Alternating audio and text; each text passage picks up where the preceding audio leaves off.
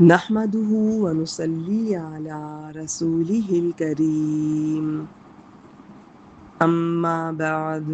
فأعوذ بالله من الشيطان الرجيم بسم الله الرحمن الرحيم آج انشاءاللہ تعالی بإذن اللہ ہم آسان ترجمہ القرآن کے سلسلے میں سورۃ البقرہ کی اگلی آیت کریمہ 266 کا آسان ترجمہ دیکھیں گے۔ بسم اللہ الرحمن الرحیم ایود احدکم یہ وہ الف جس پر زیر زبر پیش ہو اسے حمزہ کہتے ہیں عربی میں خالی الف کو الف کہتے ہیں،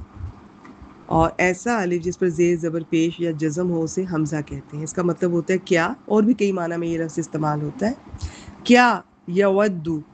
یہ اس میں چاہنے کا معنی ہوتا ہے، شدت سے کسی چیز کو چاہنا۔ ایودو کیا چاہتا ہے، احدکم تم میں سے کوئی، ان کے تکونا ہو، لہو اس کے لیے، یہ زیر والا لام تھا، ضمیر کے ساتھ آیا تو زبر پکڑ لی، جنتن ایک باغ، من نخیل کھجوروں کا، وَأَعْنَابٍ وقف کریں گے تو اعناب اور انگوروں کا، تجری بہتی ہے، من تحتیہا جس کے نیچے سے، الانہار نہریں، لہو اس کے لیے، فیہا اس میں، من کل الثمرات ہر طرح کے پھل ہوں۔ کیا تم میں سے کوئی پسند کرتا ہے کہ اس کا کھجوروں اور انگوروں کا ایک باغ ہو جس کے نیچے سے نہریں بہتی ہوں، اس کے لیے اس میں ہر قسم کے کچھ نہ کچھ پھل ہوں۔ وَأَصَابَهُ اور اصابہ پہنچنا، نشانے پہ لگنا، ایکچول اس کا یہ میننگ ہوتا ہے، تو پہنچنا کے معنی میں بھی، اور پہنچے، وَأَصَابَهُ اسے، الکبر بڑھاپا، اور اسے بڑھاپا آ پہنچے، وَلَهُ اور اس کے لیے، ذُرِّيَّةٌ یہ اولاد کو کہتے ہیں، نسل کو بھی کہتے ہیں، بیسیکلی چھوٹی چونٹی ہوتی ہے یہ، تو اور اس کے بچے والا ہو، اور اس کے لیے ہو، ذُرِّيَّةٌ اولاد، ضعفاء کمزور، تو اس کا ترجمہ یوں بھی کر سکتے ہیں، اور اس کے بچے کمزور ہوں، چھوٹے ہوں، کمزور ہوں۔ فَأَصَابَهَا پھر اسے پہنچے، ایثار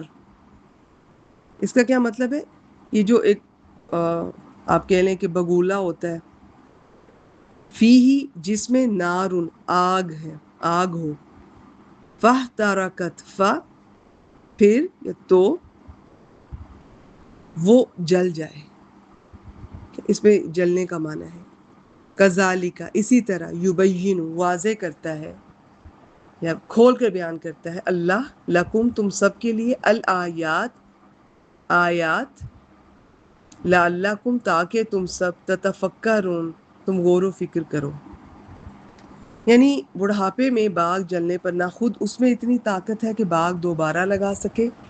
اور نہ اس کی اولاد اس قابل ہے کہ اس کی مدد کر سکے۔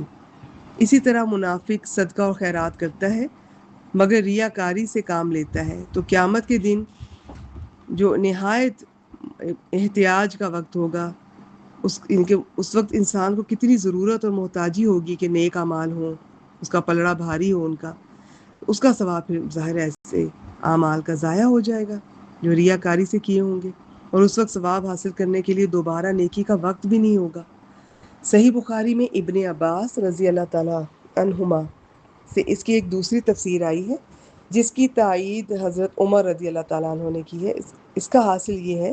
کہ یہ مثال اس شخص کی ہے جو عمر بھر نیک عمل کرتا رہتا ہے، لیکن آخر عمر میں اس کی سیرت بدل جاتی ہے اور نیک عمل کے بجائے برے عمل کرنے لگتا ہے۔ اس طرح وہ اپنی پہلی نیکیاں بھی برباد کر لیتا ہے، اور قیامت کے دن جو بہت تنگی کا وقت ہوگا، وہ نیکی اس کی کچھ کام نہ آئے گی، اور اس نازک وقت میں اس کا عمل اس سے خیانت کرے گا۔ رسول اللہ صلی اللہ علیہ وسلم نے فرمایا، بندہ لوگوں کی نگاہ میں جنتیوں کے سے عمل کرتا ہے حالانکہ وہ دوزخی ہوتا ہے، اور بعض دفعہ بندہ لوگوں کی نگاہ میں دوزخیوں سے عمل کرتا ہے حالانکہ وہ جنتی ہوتا ہے، اور اعمال کا دار و مدار تو آخری وقت کے اعمال پر ہے۔ صحیح بخاری 6493۔ اللہ تعالیٰ سے حسن خاتمہ کی، ایمان پر خاتمہ کی دعا کیا کیجیے کثرت سے۔ تو ایون کہ اب یہاں پر قرآن مجید سے ہمیں پتہ چلتا ہے، فرض کریں ایک شخص ساری زندگی نیک اعمال کرتا رہا مگر آخر میں اگر وصیت غلط کر جائے تو بھی اس کے اعمال ضائع ہونے کا خدشہ ہے۔ باقی تفصیلات ہم موقع پر یہ دیکھیں گے انشاءاللہ تعالیٰ، اور ہم پیچھے دیکھ کر بھی آئے ہیں۔ تو آج کے لیے اتنا ہی، ترجمہ ایک بار جاتے جاتے پھر شیئر کر دیتی ہوں۔ کیا تم میں سے کوئی پسند کرتا ہے یا چاہتا ہے کہ اس کا کھجوروں اور انگوروں کا ایک باغ ہو جس کے نیچے سے نہریں بہتی ہوں، اس کے لیے اس میں ہر قسم کے کچھ نہ کچھ پھل ہوں، اور اسے بڑھاپا آ پہنچے اور اس کے کمزور بچے ہوں، پھر اسے ایک بگولا آ پہنچے جس میں ایک آگ ہو تو وہ بالکل جل جائے؟ اس طرح اللہ تمہارے لیے کھول کر آیات بیان کرتا ہے تاکہ تم سوچو۔ یہ جو مثالیں دی جاتی ہیں قرآن مجید میں اتنی آسان، روزمرہ زندگی میں ہم انہیں آبزرو، ہمیں سے ہر کوئی انہیں دیکھ چکا ہوتا ہے، آبزرو کر چکا ہوتا ہے، تو بہت جلدی سمجھ میں آنے والی ہوتی ہے، لیکن بس ان کو سمجھنا بھی ہے، ذہن میں بھی رکھنا ہے۔ یہ چیز آپ نے ذہن میں رکھنی ہے کہ کوئی اس طرح کا عمل نہیں کرنا کہ وہ ضائع ہو جائے، اور کوئی بھی نیک عمل اسے ریاکاری یا خود پسندی تکبر ضائع کر سکتا ہے، کر دیتا ہے بلکہ۔ تو اللہ سے پناہ مانگنی چاہیے، نیکی کریں تو دعا کیا کریں، ربنا تقبل منا انک انت السمیع العلیم، یا اردو میں اپنی زبان میں اللہ تعالیٰ قبول فرما لیں، اور فکر میں رہیں پتہ نہیں ہوئی ہے قبول یا نہیں، اور امید بھی رکھیں کہ ہاں وہ کرے گا انشاءاللہ تعالیٰ۔ وآخر دعوانا ان الحمد للہ رب العالمین۔